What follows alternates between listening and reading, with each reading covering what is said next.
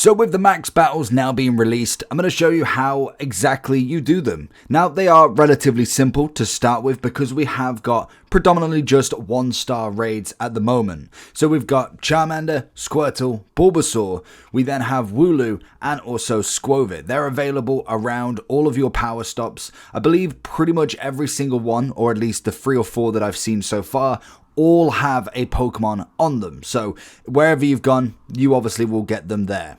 They do cost 250 max points each every single time you raid. There is also now a new kind of max points that you can buy from the store. If you don't want to do it for free, then obviously you can do that. I don't believe at the moment we've seen a cap. I know from looking at Fleece King's live stream, he's been doing them pretty much for the past few hours. So I don't believe there's actually a cap on how many you can do. You've just got to make sure that you have the max points, and obviously you can only get 800 max points per day for free.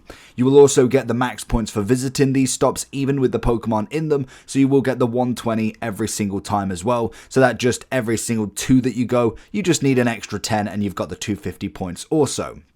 When it comes to battling them, you have got to use all your Dynamax Pokemon, so you can't use anybody random. You've got to use all of them, so hopefully you have got your 2 Wooloos and also Skwovet ready, and to be honest, you're pretty golden. It's very, very simple. I thought maybe Charmander might have been a little bit more difficult being fire, but to be fair, once you go into the Dynamax, it's not a problem at all. So I can imagine these will get a little bit more tricky and a little bit more difficult once we get into the 3-star and maybe even the 4-star raids. If we start seeing a Dynamax Charizard on there, that might be a bit more difficult when it comes to actually battling them. But for right now, the 1-stars are very, very simple to beat. They can be shiny. I'm yet to see anything on the actual shiny rates for them, so it will be interesting to see what they do come in at. I can imagine they should be very similar to the normal kind of raid rates, but at the moment there is nothing specific based on that. We also have had, just as a leak information,